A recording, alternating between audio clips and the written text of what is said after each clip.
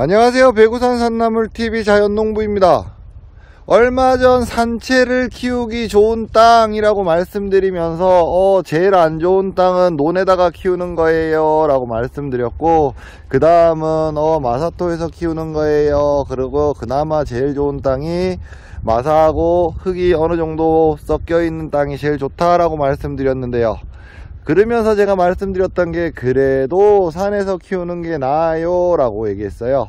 이유가 뭐냐 그러면 산이 가지고 있는 기본적인 형태라는 게 있어요. 산을 이렇게 보면 그냥 낙엽 쌓여 있는 것 같은데 라고 생각하실 수 있는데, 그래서 자연농부가 직접 겨울에 지금 산에 올라왔네요. 지금 여기 같은 경우는 이렇게 보셔도 아시겠죠?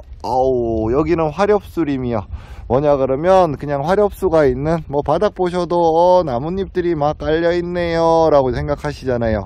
기본적으로요, 여기에 있는 잡목들을 제거하고 큰 나무들만 가지고 있다라는 전제에서 말씀드리면 이런 땅이 키우기가 제일 좋죠.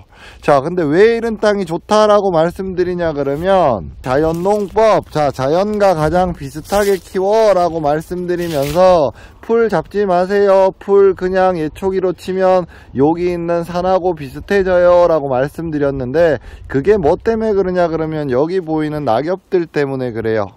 사람들이 이 낙엽을 쳐다보시면서 그렇게들 말씀하시거든요.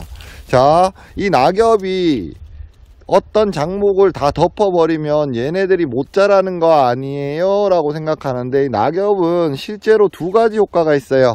하나는 뭐냐 그러면 얘네들이 자연 발효가 되면서 퇴비화가 될 거고, 퇴비화가 된다라는 거는 우리 산에 부엽토가 많이 깔려 있다라고 얘기하잖아요. 그 부엽토들은 우리가 인위적으로 만드는 게 아니라 지금 여기 보고 계시는 것 같이 이렇게 낙엽들이 쭉 깔리면서 얘네들이 점점점 퇴적화 되면서 만들어지는 땅, 그 땅에서 자라는 작목들이 제일 산채하고 어울리는 영양분을 가지고 있다라고 생각하시면 되고, 지금 요렇게 와서 요거를 한번 끌고 보면요, 볼까요? 이렇게 끓잖아요. 아이고, 아직도 얼어있네요.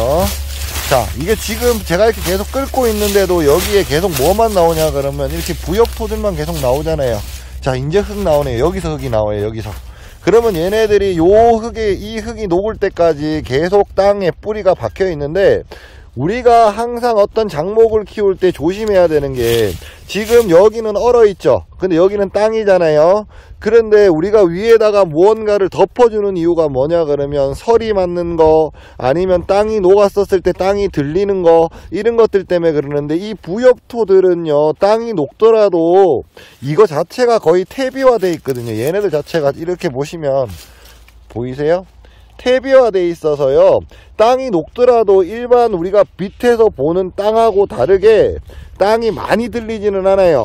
그렇기 때문에 얘네들이 지금 여기 있는 이 낙엽들이요, 어떤 역할도 해주냐 그러면 서리를 막아주는 역할도 해줘요. 시간이 지나면서 퇴비화돼서 부엽토가 돼서 양분도 가지게 되지만요, 우리가 이른 봄에 꽃샘추위가 오거나 서리가 내릴 때요, 그 서리를 막아주는 역할도 같이 하기 때문에 이렇게 산에서 키우는 게 좋고, 또 서리를 막아주는 게 이 낙엽만 막아주는 게 아니에요. 뭐냐 그러면 여기 보이는 이 나무들 있잖아요. 이 나무들 사이에서도요, 실제로 떨어지는 서리를요, 생각보다 엄청 많이 막아줘요. 그리고 여기가 나무 밑에 있다 보니까 그늘지잖아요.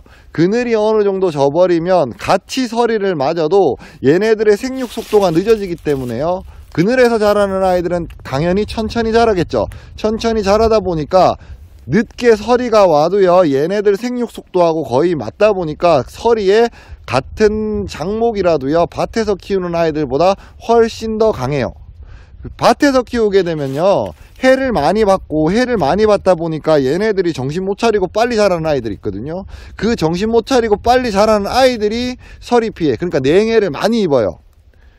하지만 이렇게 산에서 키우게 되면요, 그늘이 많이 지고 전체적인 온도가 밭에보다는 여기가 훨씬 더 낮다 보니까 자라는 속도가 느리고요. 자라는 속도가 느리다라는 게 불리할 것 같은데, 얘네들은 원래 일찍 자라는 아이들이라서 추위에는 강한데, 그 강하다라고 말씀드리는 거는 그때까지 땅속에서 자기 몸을 어느 정도 보호하고 있기 때문에 서리에도 강하다라는 거예요. 그래서 우리가 산에서 키우는 게 가장 좋아요 라고 말씀들을 많이 드리는 거예요. 그러면 지금 여기 보여드리는 곳은 제가 화렵수림이라 그랬잖아요. 그러면 우리 조금 다른 데로 가갖고요, 한 군데를 제가 더 보여드릴게요.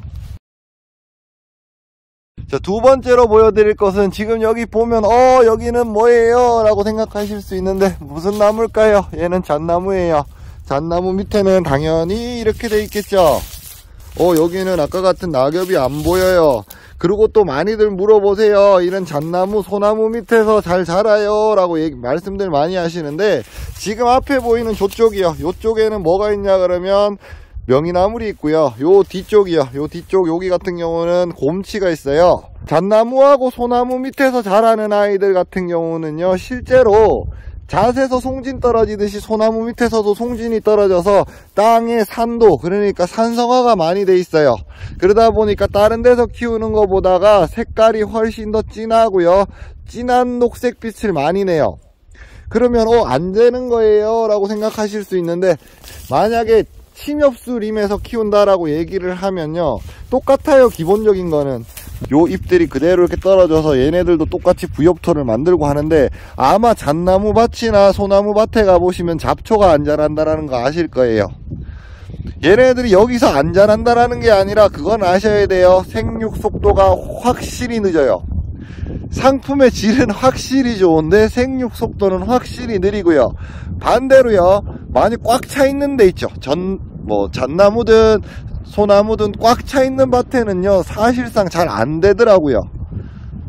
너무 꽉 차 있으면 안 되고, 어느 정도 해가 들어온다라는 전제에서도 충분히 가능한데, 얘네들 땅도요, 산도가 높다라는 걸 빼고 난 다음에는 아까 전에 말씀드렸다시피 볼까요? 진짜로 흙은 여기가 정말 제일 좋아요. 이 흙이 제일 좋아요. 흙이라기보다는 어떤 낙엽이나 부엽토를 우리가 일부러 섞어 놓은 것이 만들어 놨는데, 우리가 만드는 게 아니죠. 자연이 만들어 주는 거거든요. 이 상태의 흙이 산채를 키우기는 제일 좋아요.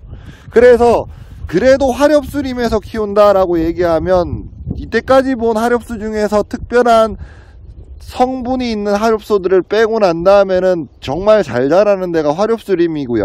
화렵수림에서 키운다라고 얘기해도 잡목들은 좀 제거를 해 주셔야 되고, 해가 어느 정도는 들어와야 된다라는 거 인식해 주셨으면 좋겠고요.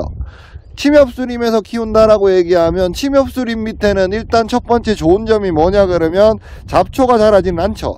잡초가 자라지는 않다 보니까 식재를 하거나 이런 거는 좋은데, 얘네들이 자라는 속도가 더디거나 해가 조금 많이 안 들어오면 얘네들이 좀 힘들어질 수가 있구나 라고 생각하시면 돼요. 그리고 침엽수림에서 만약에 키우신다 라고 생각하시면, 이런 식으로 해가 쭉 들어오는 데 있잖아요. 자연이 정말 신기한 게요, 여기 산도가 아무리 높다라고 얘기해도 이렇게 해가 많이 들어오는 곳에서는요, 그래도 작목들이 잘 자라요. 왜냐 그러면 어느 정도 중성화를 시켜주는 것 같아요. 그래서 요런 점들을 생각하셔갖고 내가 이런 게 있다라고, 아니면 내가 이런 상황이다 라고 생각하셨을 때 충분히 테스트 해볼 만 하고요. 저희도 실제로 소나무 밑에서 키우는 명이밭이 있어서 그거는 제가 자라고 난 다음에 다시 한번 영상으로 찍어서 보여드릴게요. 오늘은 화렵수림과 침엽수림에 있는 땅, 그리고 산채를 키우기 좋은 땅에 대해서 말씀드리면서 산에서 키우는 게 좋아요 라고 말씀드렸는데요. 그러면 어떤 부분 때문에 좋구나 라는 것 때문에 제가 요런 말씀 드리는 거니까요, 우리 같이 한번 고민해 보시자고요. 오늘도 영상 봐주셔서 감사하고요. 구독, 좋아요 부탁드릴게요. 감사합니다.